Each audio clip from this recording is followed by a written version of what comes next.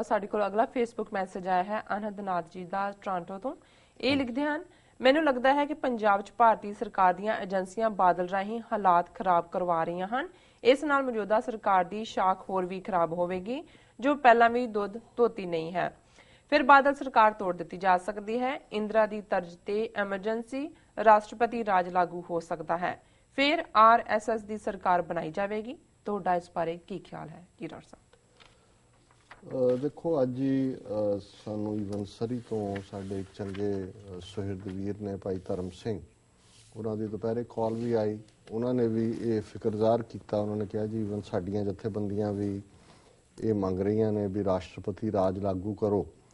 तो हो सकता है जिवें इन्होंने अनंदनाथ सिंह जी ने कहा फिर अपने मैसेज दे विच कि बादल राही हालात खराब उन्होंने सिचुएशन नूं बदतर होण दिओ और फिर कानून व्यवस्था का बहाना बना के राष्ट्रपति राज लागू कर दो और फिर अपनी RSS राही क्योंकि गवर्नर उन्होंने होएगा उहदे राही 6 महीने साल च अंदरली भन तोड़ कर लो तो उस तो बाद जदों वक्त जापे चोणां करवा दो और अपनी धिर नूं लै आओ। और इस गल नूं नकारिया नहीं जा सकता कि ये उन्हां दी जिहड़ी भी स्ट्रैटजी जे उन्होंने बादल नूं भी यूज़ करना एज ए लास्ट रिजोर्ट तो उहदे च ये भी हो सकता भी उस सिचुएशन तक लिजा के फिर बादल इन्ना क विचारा होए हुण तां किते किते क्योंकि बादल दल की मैचोरिटी आ जे असैंबली दे विच ते किते किते वो शायद इन्हां दी हर गल नहीं मनदा। खास तौर पर जो पैसे पूसे वंडण का मामला आंदा है कई वजीर BJP के कहते हैं अकाली वजीर ही खा रहे हैं सारा रेत खा गए बजरी खा गए सानू खाण नूं थोड़े मिलते हैं।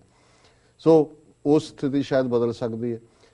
दूसरा पक्ष देखो ईवन श्रोमणी कमेटी के हवाले नाल भी असी दो गल्लां क्योंकि इसलिए हालां मैं इस निटी-ग्रिटी इसलिए नहीं जानता क्योंकि मैनूं ये लगता हुंदा है कि ये जिहड़ी लड़ाई है बेशक लोकल जिहड़े लड़ रहे हैं उन्हां नूं वही बहुत वड्डी लड़ाई लगती है पर अल्टीमेटली साडी डेस्टिनी तां टोटल फ्रीडम दे नाल जुड़ी हुई है जी। और जे तुसी इस सारे सिस्टम चों आल्टरनेट सिस्टम अपना दे भी दिओगे कि जी ये साडे जथेदार ने दूजे ने फिजिकल ऑक्यूपेशन उन्हां कोल है अल्टीमेटली तुसी ऑक्यूपाई करने की कोशिश करोगे टकरा होएगा लड़ाइयां होणगियां फिर सरकार की करेगी। एक स्टेज आ सकती है वो कहेगी जिवें आम इत्थे गुरुद्वारियां जो दोनों धिरां नहीं करदियां वो भंग कर दिंदे ने ते रिसीवर ला दिंदे ने। और इंदिरा गांधी ने जून 84 के हमले तो बाद एक पार्ट मिथ लिया सी और उहदा पूरी प्रपोजल भी जिवें कुछ हलकियां च आई कि श्रोमणी कमेटी भंग जी और अपने जिहड़े टुचे ने उन्हां दा एक बोर्ड बना के अल्टीमेटली तोड़ दिओ जिहड़े अपनी पार्लीमेंट कहंदे ने नुमाइंदे चुणदे ने फलाना ढमका इस नूं ही कमज़ोर कर दिओ। पर जिवें कहा जाता है कि भी जैल सिंह ने उस वेले जिहड़ा ऑलरेडी सिखां दीआं नज़रां च और तनखाइया भी बनाया होया सी गिल्टी भी सी उस नूं ये कहा कि भी ऑलरेडी इस वेले सिख कौम बहुत रंजिश और एंगर च है इस एक्ट दे नाल फिर सब कुछ ही चला जाएगा। सो पता नहीं किन्नी की गल ठीक है नहीं है पर यह कहा जाता है कि भी दैन ये बदले।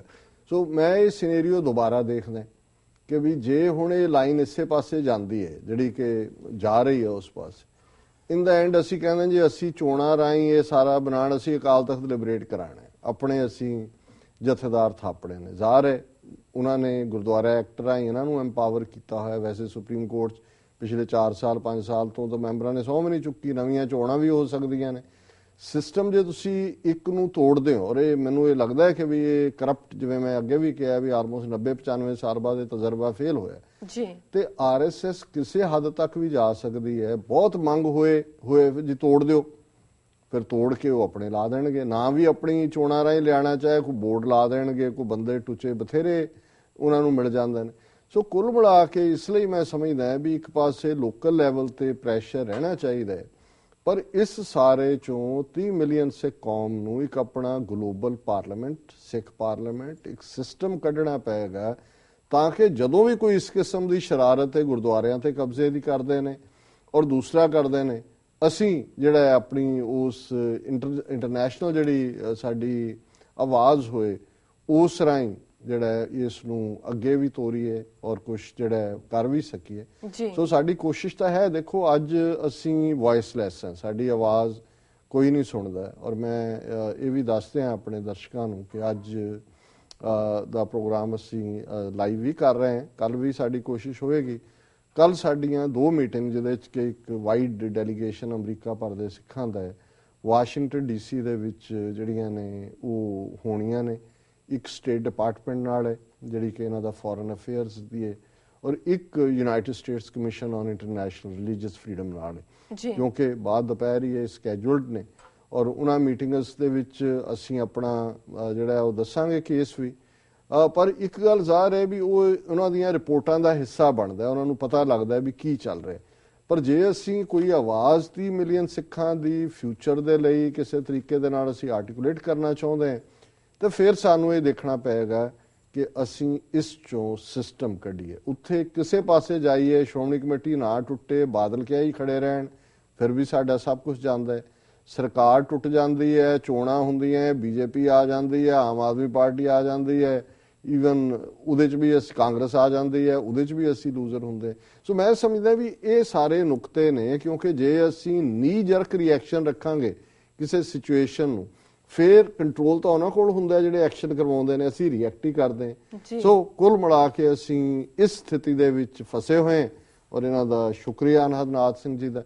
ਔਰ ਜੇ ਕੱਲ ਸਾਡੀਆਂ ਮੀਟਿੰਗਸ ਦੀ ਜੋ ਵੀ ਹੋਇਆ ਪਾਰਟ, ਅਸੀਂ ਕੋਸ਼ਿਸ਼ ਕਰਾਂਗੇ ਕਿ ਸਕਾਈਪ ਰਾਹੀਂ ਜਿਹੜੀ ਹੈ ਗੱਲਬਾਤ ਕਰੀਏ। ਸੋ ਲੇਕਿਨ ਮੈਂ ਇਨ ਦਾ ਐਂਡ ਫਿਰ ਕਹਾਂ ਵੀ ਸਾਨੂੰ ਆਪਣਾ ਸਿਸਟਮ ਡਿਵੈਲਪ ਕਰਨਾ ਪਏਗਾ, 30 ਮਿਲੀਅਨ ਸਿੱਖ ਕੌਮ ਦੀ ਨੁਮਾਇੰਦਾ ਜਿਹੜੀ ਹੈ ਸਿੱਖ ਪਾਰਲੀਮੈਂਟ ਇਸ ਚੋਂ ਕੱਢੀਏ, ਔਰ ਉਹੀ ਅਲਟੀਮੇਟ ਆਨਸਰ ਹੋਏਗਾ।